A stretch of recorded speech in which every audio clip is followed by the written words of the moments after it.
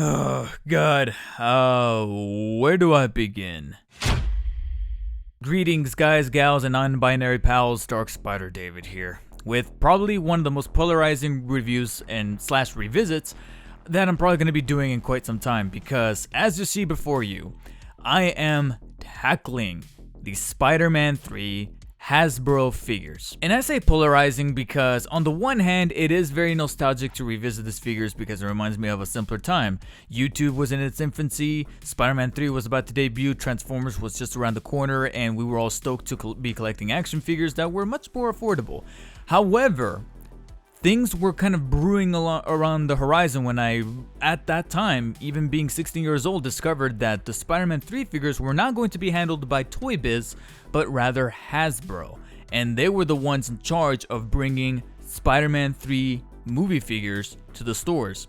And upon seeing exactly what they were doing and seeing some other YouTubers' reviews at the time that were taken off because of how young YouTube was at the time and how much more discoverable it was to find certain things, especially these reviews that then influenced me to create my own, I noticed that something was a little off about these Spider-Man 3 figures. Nevertheless, I bought them, and here I am, 14 years later, about to revisit Black-Suited Spider-Man, New Goblin, and Venom. Really quick before tackling any of these figures, let's take a look at this packaging here, which is almost conflicting in and of itself. I mean, we got the traditional stuff you expect from a merchandising package like this. You got the Spider-Man 3 figure logo, as well as the bubble packaging and the background that's all stylized. But what is with that tower?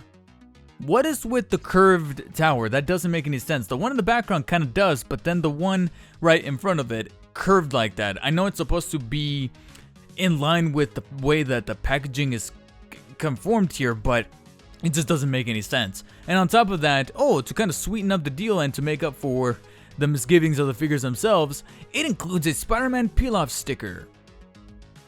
Yay. Let's move on to the figures, which is probably going to be the most ambitious I've ever been with these kind of revisits slash re-reviews, because we're going to be tackling 3 at a time, and for good measure. First, we're going to start off with, you'll get your time, and trust me, you'll get your time because I got quite a bit to say, but we're going to go with Black-Suited Spider-Man here.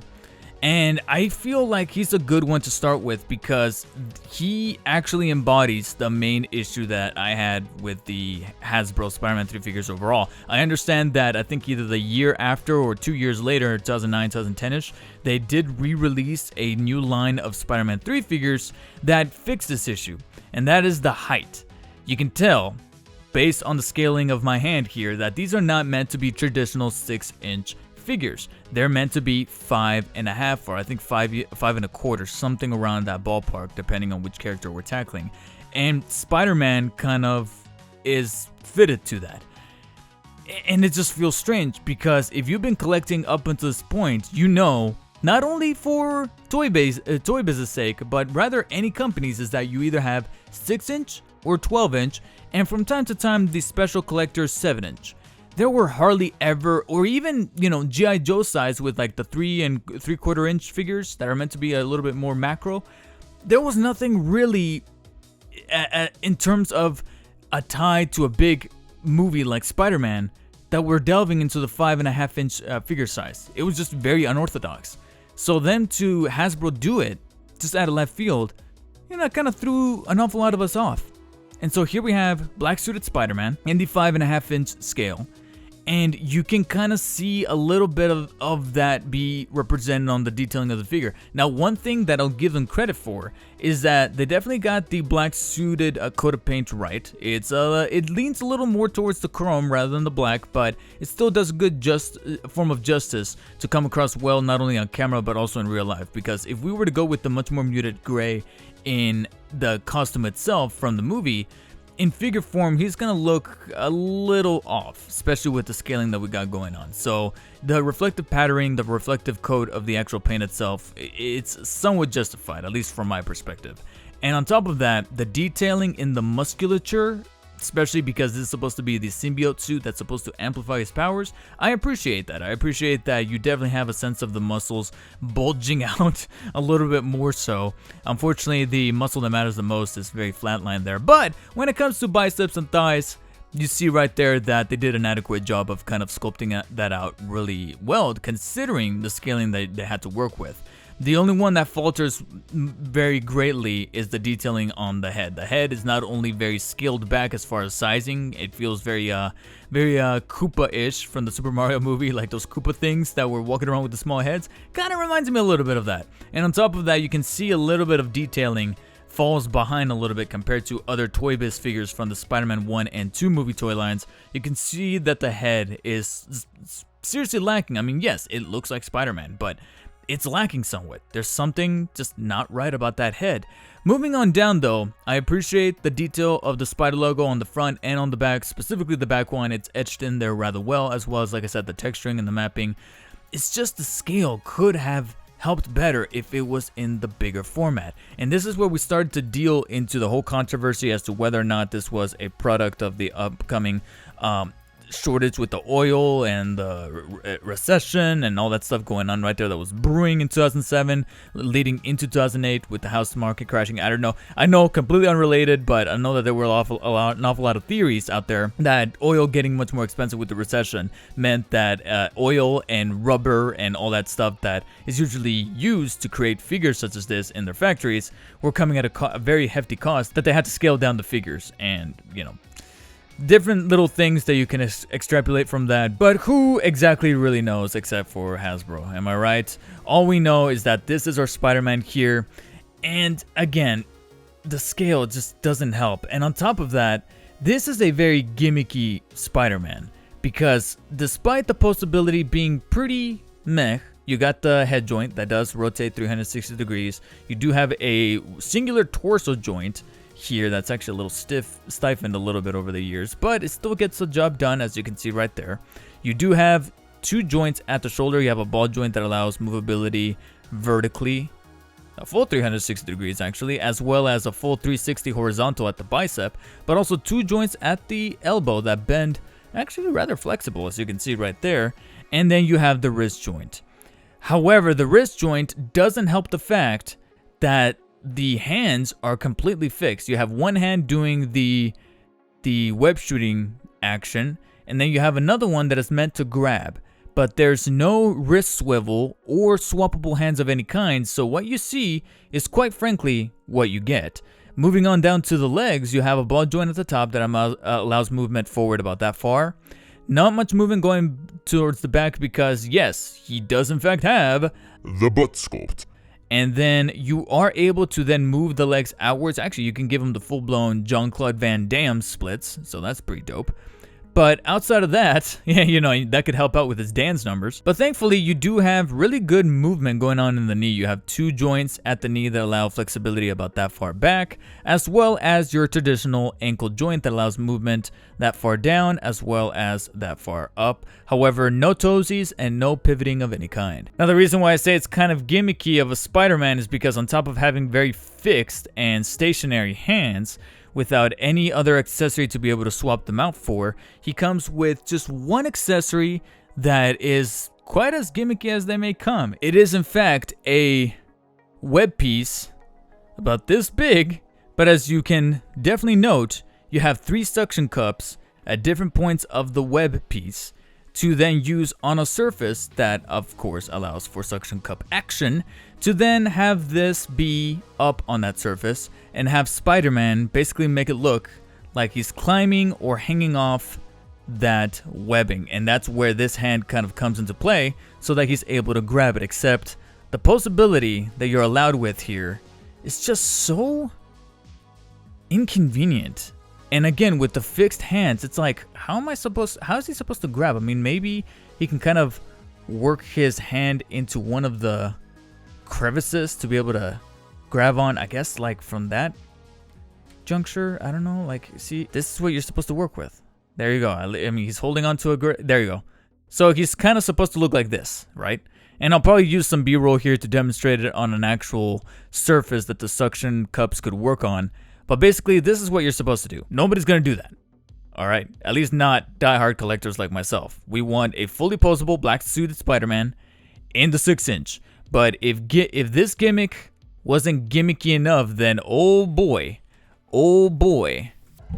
New Goblin is sure going to give black suited Spider-Man here a run for his money as far as gimmicks are concerned. We then have New Goblin here, which is meant to be the Harry Osborn version of the Goblin.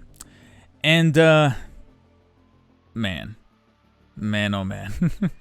This is the epitome of what Hasbro has done to my boy as far as the figures I was collecting for as much of the movie lines as I was trying to do. And as you can see before you, this guy is just also disappointing. Not only is, of course, the scaling even worse on Harry Osborn. I think he's even shorter than a 5.5 inch. I think he's like 5 inch flat. But you mean to tell me that's supposed to be James Franco, or at least a Harry Osborn of some kind? They didn't even try with the face. They didn't try with the face. Come on, they didn't. I mean, props on the hair. I would like to know what kind of gel he uses, but the paint is even kind of bleeding over into his forehead, as you can tell from the sculpting there. And overall, like I said, lifeless eyes, nothing going on with the face. And there's a reason for that. I understand that there's kind of a reason as to why they didn't spend too much time on the face, because he comes with a specific accessory that's supposed to adorn that. But before we get to the accessories, which New Goblin is actually probably the most bountiful of them all, let's talk about just the figure itself. Is that they really didn't spend much. I mean, yeah, props to getting some of the buckles and some of the etchings on the suit itself, but that's also kind of not very difficult to do when, even in the movie, they didn't really try really far with the suit itself, because it's just meant to be like a tactical suit. It's not as flamboyant or extravagant as the Goblins itself was in the first Spider-Man movie. So obviously it's going to be reflected here, where it's predominantly black with a couple of accents of green here and there, and it did a pretty standard and serviceable job as far as the paint decals and the detailing is concerned, mainly here on the back, where you can see an awful lot of those buckles and straps, as well as his shoulder area and his belt and the little gun that he's got right there on the side of his leg. So overall, I'm like, okay, you know, there's a couple of things here and there that do look respectable. What isn't respectable is just the fact that this is not so much a figure as it is a Burger King toy, because not only does he have almost virtually no articulation, there's almost none in the leg. The legs, as you see before you, are pretty much how they are, with the exception of this left leg being able to move outwards about that far, and then that back. That's it. This arm up and vertically 360 degrees, about that much, and then outwards about that far back. Nothing in the wrist, nothing in the elbow, nothing in the joints on the torso or even the waist, except for this cutout right here in the waist. But there's a reason for that, and we'll get to it. Then moving on to the head, yes, it does rotate 360 degrees, but who would want to look at this head to begin with? Then we move on to this arm and this leg. Yes, there are divisions here, but they're not for articulation. They're for his gimmick, his big, strong suit. As you can see in the packaging, rolling attack action. And the reason for that is, I don't know why it's called rolling attack. I don't know if they're speaking to another accessory in tandem, but New Goblin here comes with a little bonus gimmick. And that is that if you take his arm, rotate it up until you hear kind of like a click and it stays in place, pushing the legs inwards and outwards does this.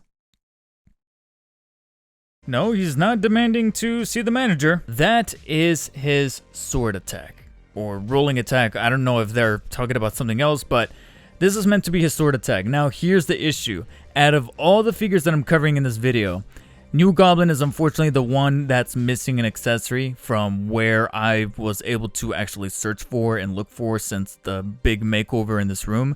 I have not been able to find the sword accessory that he comes with, so unfortunately that is lost somewhere in this house. It's probably going to be some time before I find it, when I least expect it.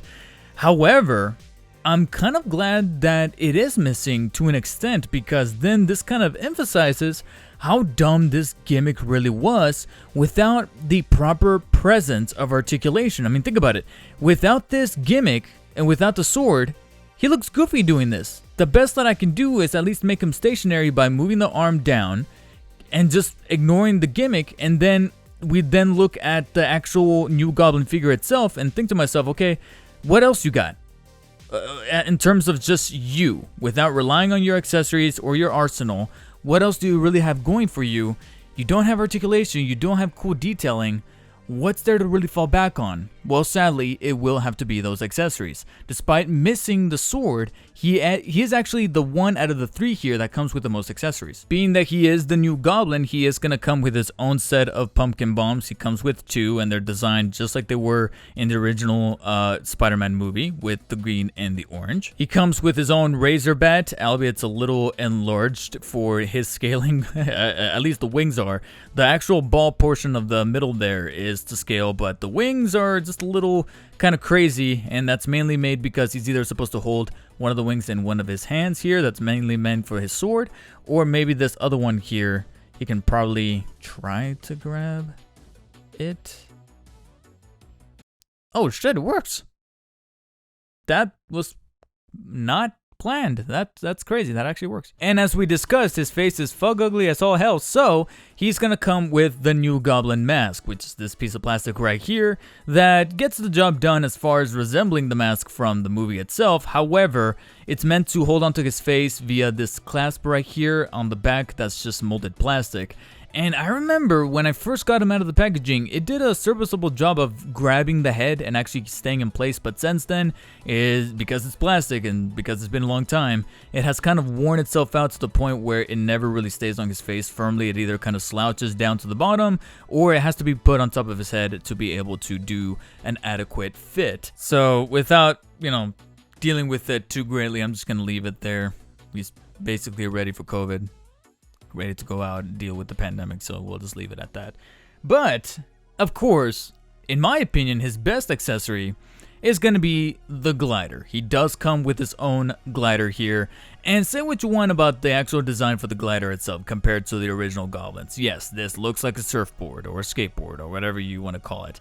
They did what they set out to do as far as the design. They did mention in the behind the scenes stuff that they were going for like a surfboard type thing that's supposed to be a little bit more malleable for Harry to use, and that's pretty much what Hasbro kind of delivered us here. There's a little bit of a clicking noise, and that's because he does have a piece here in the middle that's meant to be like a rolling thing. That's where the rolling attack action kind of comes into place, because it's meant to roll, except because it's not necessarily a wheel and rather just a cylindrical piece here in the middle, it just doesn't feel good to kind of move about the surface. It's actually rather terrible. And over the years, there's a little bit of fading or a little bit of a weird color thing going on there in the middle, where originally this was actually a little bit more silver, this piece here in the middle, that has really good detailing going around here in the middle with this chrome piece, as well as the little rotors that are meant to be the ones that he's standing on right there with the green and the little stuff going on right there. It's respectable. It's decent. I just noticed that over time, it did kind of adapt this little green tone to the coloring itself, and that's completely unintentional, no pun in there. It just, I don't know if it comes well on camera, but it looks like it's just kind of faded out a little bit due to either grime or dirt or some kind of chemical going on in the paint. Let's just hope that I don't grow a third leg while covering this figure in this video, so pray for me.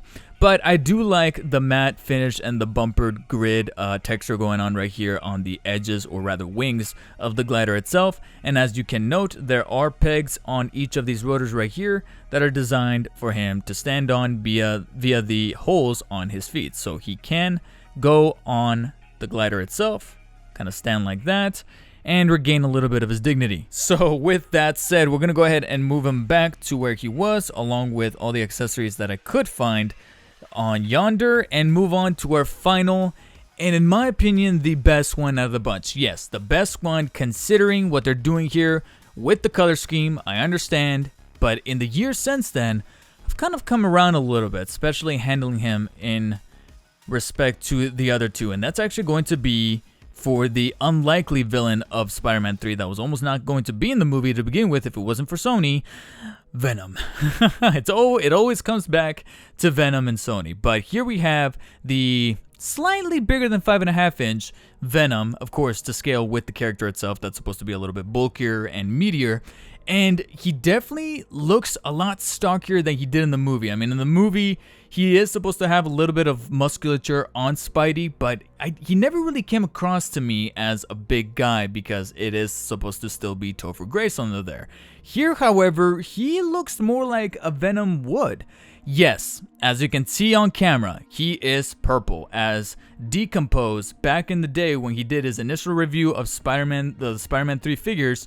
What is he supposed to be singing? Raspberry Beret quote? It's like, I remember him saying that, and to this day, yes, I do remember those fond days of the old school YouTube figure reviews of the Spider-Man figures from him and various others that covered them. But in the time since then, with not only Spider-Man 3 but even the 2 Venom movies, I've come to appreciate this figure right here. Despite him being purple and the coloring feeling just a little off, his texture and the actual sculpting going around his chest and what they did with the paint job, as well as the Spider-Man, or the spider symbol, the symbiote symbol rather, on the front and on the back, it's actually pretty good. I actually like it a little bit better than what we had to deal with here in New Goblin and in Spidey themselves, as well as overall the build quality of Venom here. Again, he's meant to be a little stockier. There's definitely bigger muscles, bigger complexion going on, and honestly, I just dig it much better than I did almost a decade ago. It's very fascinating that I've kind of come across this figure rather heavily. And going to the face, I mean, yes, this is the Raimi version of Venom, and he's gonna have the slightly narrower eyes with the much more Spider-Man-like complexion, as opposed to the more symbiotic look of the Venom from the comics or the McFarlane adaptations, or even the movies themselves, the standalone movies with Tom Hardy. He, however, still looks really good in this format. Of course, I still wish for him to be of a bigger scale with proper detailing and more attention and care to the figure itself, but for what we're dealt with here, I actually don't mind it quite a bit. And on top of that, his articulation is probably the best out of all of these. Now, that doesn't come with his own caveats, however. As you can see, you got the head that does rotate 360 degrees, and he does have the exposed tongue, and sadly there's no alternative accessory to either swap out the head or the tongue to then have like a closed mouth Venom, but then again, why would you want to? He never closes his mouth. Then we move down to the shoulders, and you do get a ball joint here at the top that allows mobility 360 degrees, although it does kind of stop a little bit right there, but that's only because of how thick his chest is right there, so that does come into play. You kind of have to whittle and waddle it down, and eventually it does happen. He is able to move the arm about that much out, and it is somewhat ratcheted. You can kind of feel a little bit of resistance as you move it up and down, and you can even hear it to that extent. And then you do have 2 joints at the elbow that allow movement and bending about that far in and that much out. And look at that, Spidey. Look at that. You actually have wrist swivels going on right here, so you're able to pose the hands in different varieties. Not the most that other figures have been able to do in the past, but, you know, they're better than the competitor. And then you move on to the torso, and you do have a joint here that allows movement about that much to the left and to the right, but nothing too grandiose. And then moving on to the legs, this is where we get into caveat territory, where yes, he does have a joint here at the top, but it literally only allows swiveling. There's literally only swiveling. I mean, it looks like it would be able to bend, but no. It can actually rotate almost a full 360 degrees, but it only moves out about that far, and it also looks like it's cut the wrong way. Oh, there you go. That's why I was, kind of confused, because the thigh was backwards and not the bottom leg. It was kind of throwing me off, so that's kind of why it was happening there. But it does move out about that far out, but when it comes to moving forward and back, it's actually kind of frozen. And I don't know if it's because of the way that the waist is constructed, but yes, that's the major caveat as far as articulation, is that his legs are pretty much stuck in the stance, with the exception of being able to kind of split off about that much ways. And then moving down to the knees, you do have a swivel here at the top of the knee that allows the bottom half of the leg to be able to rotate 360 degrees vertically, but then 2 joints that allow bending at the knee about that far back. However, again, another caveat, no ankle movement of any kind. So not only are you frozen here, but you're also frozen at the top. So his legs are his way or the highway. But if I am to play Venom's advocate, I would say that being stuck in this post with his legs at least gives him a form of presence. You know, he looks stocky, he looks intimidating, he looks like Venom. And that's frankly all that you would really need in a Venom figure, but that didn't stop Hasbro from throwing in at least one little accessory. And that is this. A web piece. According to the box, it says Symbiote Attack Web, and that's pretty much what this is meant to be. A slab of rubber webbing with hooks at the end of it, and the reason why these hooks are here is because this is meant to be a form of trap for Spidey, so you can kind of interlock the two hook pieces here at the end of each piece of web or strand of web to then kind of encroach Spidey and trap him so that, you know, you can be bad and have it make you feel happy. Shout out to Topher Grace, you know, he worked with what he had. But basically, he has this accessory that he is also able to hold in his hands, his articulated hands at the very least. But other than that, he doesn't come with much of anything else. But at the same time, like I said, he's Venom. He doesn't really need much of anything else to kind of at least have a presence here. And despite the very inaccurate color scheme, he's kind of come around on me over the decade since. And with that, I conclude my revisit of the Spider-Man 3 action figures. And as you can see, various opinions and viewpoints across the board, some of which came around in the years since then with a different perspective, and then others that just get me more embroiled the more I think about them.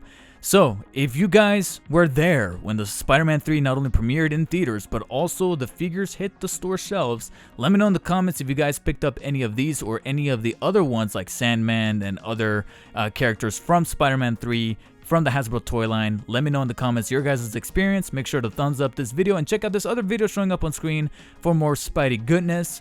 I'm going to go and reminisce about the good old times by playing with the Toybiz Spider-Man 2 figures. Nevertheless, though, I appreciate you guys' time, and as always, stay humble.